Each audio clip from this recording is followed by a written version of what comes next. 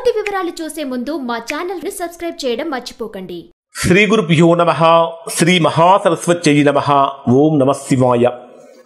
Narayana Sastry astrology channel వీక్షిస్తున్నటువంటి ప్రేక్షక మహాశీలకు స్వాగతం, సుస్వాగతం. ఈరోజు మనము 2025వ సంవత్సరం మార్చి నెల 16వ తేదీ నుంచి 31వ తేదీ వరకు సింహరాశిలో జన్మించినటువంటి వారికి ఏ విధంగా ఉందో తెలుసుకుందాం.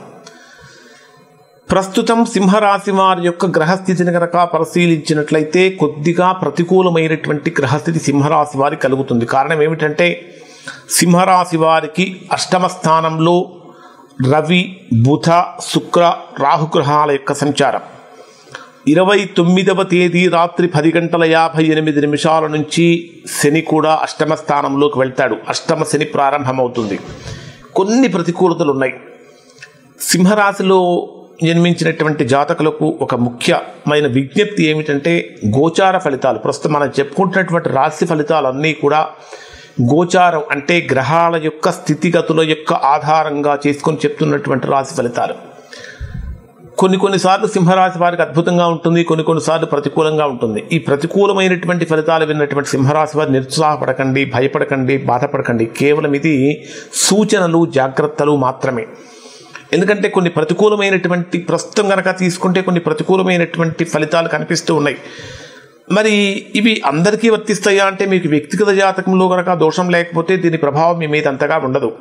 ఒకవేళ మీకు వ్యక్తిగత జాతకంలో కూడా అష్టమ స్థానంలో కానీ 12వ స్థానంలో కానీ కొన్ని గ్రహాల యొక్క ప్రభావం ఎక్కువగా ఉండి జరుగుతున్న మహర్దశలు, అంతర్దశలు కానీ అష్టమ స్థానాధిపతి లేదా వ్యయస్థానాధిపతి యొక్క దశలు కనుక జరుగుతుంటే ఇప్పుడు ఈ గోచార ఫలితాలు మీరు కూడా పొందుతారు. అటువంటి సందర్భంలో ఒకసారి మీరు మీ వ్యక్తిగత జాతకాన్ని విశ్లేషణ చేయించుకొని దోషం ఎక్కడుందో తెలుసుకొని దోష నివారణ చేయించుకుంటే సత్ఫలితాన్ని పొందుతారు. సింహరాశి వారికి ఈ విధంగా చెప్పడానికి రీజన్ ఏంటంటే సింహరాశికి మీ ప్రధానంగా మీ రాశ్యాధిపతి అయినటువంటి రవి మీ రాశికి అష్టమ స్థానంలో సంచరిస్తున్నాడు. రాశ్యాధిపతి యొక్క అష్టమ స్థాన సంచారం అనేకమైనటువంటి ఆటంకాలను, ప్రతిబంధకాలను క్రియేట్ చేస్తుంది, సృష్టిస్తుంది. అంటే ఏ పని మొదలుపెట్టినా సరే సింపుల్గా, కూల్గా వెళ్ళదు.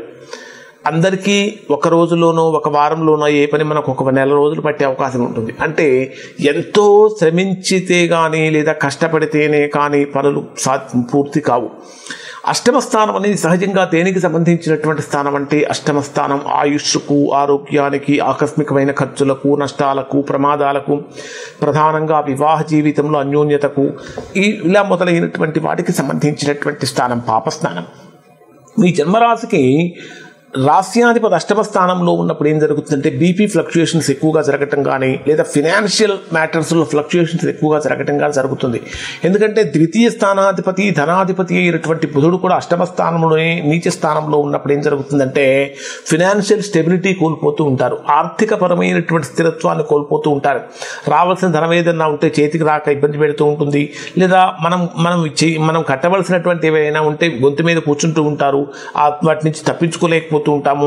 అంటే ఆర్థిక పరమైనటువంటి విషయాలలో సరైనటువంటి ప్రణాళిక, క్రమశిక్షణ కనుక లేకపోతే సింహరాశి వారు కొద్దిగా ఇబ్బందులు పడతారు.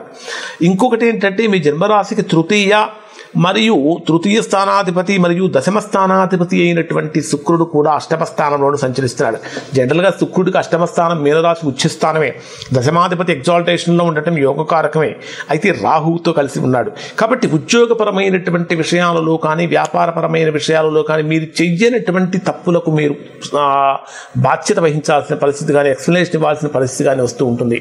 అంటే మీరు చెయ్యనటువంటి పొరపాట్లు కూడా మీ వైపు నుంచి మీ మీద నుంచి వెళ్ళే అవకాశం ఉంటుంది. కాబట్టి ఇటువంటి విషయాలలో కొద్దిగా జాగ్రత్తలు పాటించాలి.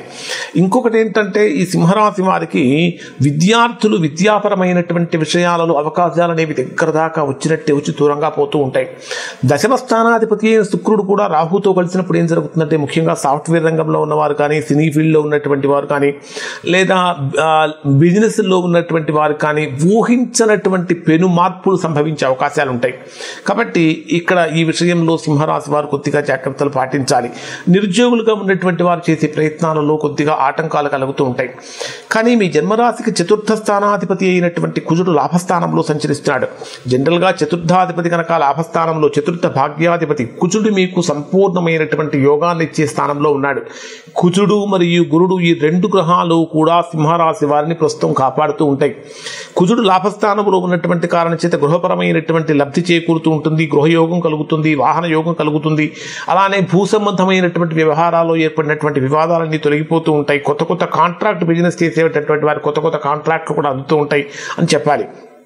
ఇంకొకటి ఏమిటంటే గురుడు కూడా దశమ స్థానంలోనే ఉన్నటువంటి కారణం చేత, గురు శుక్ర గ్రహాల యొక్క పరివర్తన యోగం కారణం చేత కూడా ఉద్యోగపరంగా కొన్ని జాగ్రత్తలు తీసుకొని, అంటే అనవసరమైనటువంటి విషయాలలో జోక్యం చేసుకోకుండా మీరు చేసేటటువంటి పని మీద శ్రద్ధ చూపించినప్పుడు చాలా గొప్ప ఫలితాన్ని పొందుతారు తప్ప ప్రతికూలమైనటువంటి ఫలితాన్ని పొందరు.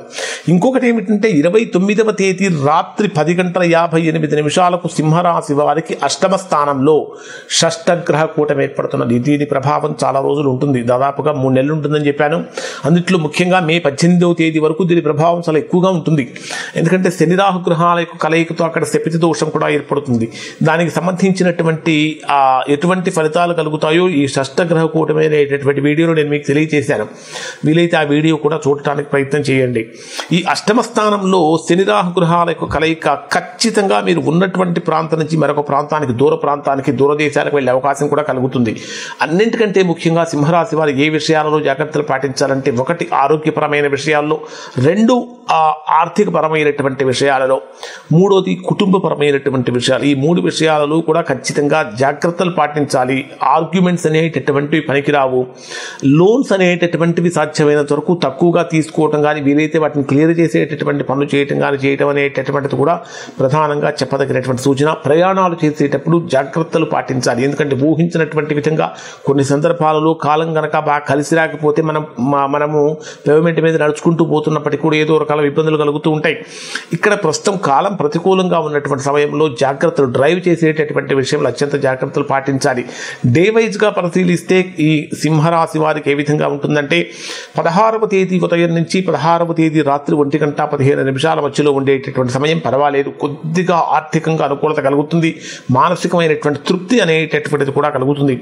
16వ తేదీ రాత్రి 1:15 నుంచి 18వ తేదీ రాత్రి 12:36 మధ్యలో ఉండేటటువంటి సమయంలో కొంచెం కమ్యూనికేషన్ స్కిల్స్ అనేటటువంటివి డెవలప్ చేసుకోవాలి. ఊహించినటువంటి విధంగా ఒక శుభవార్త కూడా వింటారు. ఇక్కడ కొద్దిగా అనుకూలమైన ఫలితాలు కలుగుతూ ఉంటాయి. 18వ తేదీ రాత్రి 12:36 నుంచి 21వ తేదీ రాత్రి 1:46 మధ్యలో ఉండేటటువంటి సమయంలో మాత్రము అధికమైనటువంటి శ్రమ, అధికమైనటువంటి కృషి అనేటటువంటిది కలుగుతుంది. అంటే శ్రమకు తగినటువంటి ఫలితాన్ని పొందలేకపోతూ ఉంటారు. రికగ్నైజేషన్ ప్రాబ్లమ్స్ అనేటటువంటివి కూడా బలంగా వస్తూ ఉంటాయి. 21వ తేదీ రాత్రి 1:46 నుంచి 24వ తేదీ ఉదయం 10:20 మధ్యలో సంతానపరమైనటువంటి విషయాలలో ప్రత్యేకమైనటువంటి శ్రద్ధ పెట్టండి. సంతానపరమైనటువంటి శుభవార్తలు కూడా వినే అవకాశం కూడా కలుగుతుంది. 24వ తేదీ నుంచి ఈ రాశిలో జన్మించినటువంటి వారికి 30వ తేదీ సాయంత్రం 5:30 వరకు ఉండేటటువంటి సమయం పూర్తిగా ప్రతికూలమైన సమయం అని చెప్పాలి. 24వ తేదీ నుంచి 30వ తేదీ సాయంత్రం వరకు అధికమైనటువంటి శ్రమ, అధికమైనటువంటి కష్టాలు, లేదా ఊహించినటువంటి పెను మార్పులు, అంటే వ్యతిరేకమైనటువంటి వార్తలు వినటం కానీ, కొన్ని ప్రతికూలమైనటువంటి ఫలితాలు, ఆర్థిక నష్టాలు, ప్రయాణ సమస్యలు కలుగుతున్నాయి. ఈ విషయాల్లో జాగ్రత్తలు పాటించండి. కొన్ని ప్రత్యేకమైనటువంటి పరిహారాలు కూడా షష్టగ్రహ కూటమిలో అనే వీడియోలో తెలియజేశాను నేను. ఆ వీడియో చూడండి. ఓవరాల్గా కనుక తీసుకుంటే 30వ తేదీ సాయంత్రం నుంచి 31వ తేదీ సాయంత్రం వరకు పర్వాలేదు అనిపిస్తుంది. ఓవరాల్గా కనుక తీసుకుంటే సింహరాశి వారికి ఒక 40-45% మాత్రమే అనుకూలమైన ఫలితాలు ఉన్నాయి. రిమైనింగ్ 50-55 ప్రతికూలంగానే ఉన్నాయని చెప్పాలి. ఇక్కడ ఈ రాశిలో జన్మించినటువంటి వారు చెప్పాను కదా, ఎందుకంటే ఈ రాశి ఫలితాలు చూసిన తర్వాత ఇంత ప్రతికూలంగా చెప్తున్నారు ఏంటండి, భయపెడుతున్నారు అనుకోకండి. ఇది దయచేసి భయపెట్టడం కాదు. అంటే రాబోయేటటువంటి రోజులు ఈ విధంగా ఉన్నాయి అని తెలిస్తే కొన్ని జాగ్రత్తలు తీసుకొని ప్రతికూల ఫలితాలు తగ్గించుకోవడానికి అవకాశం ఉంటుంది. ఇవి సింహరాశి వారికి సంబంధించిన ఫలితాలు. శుభం.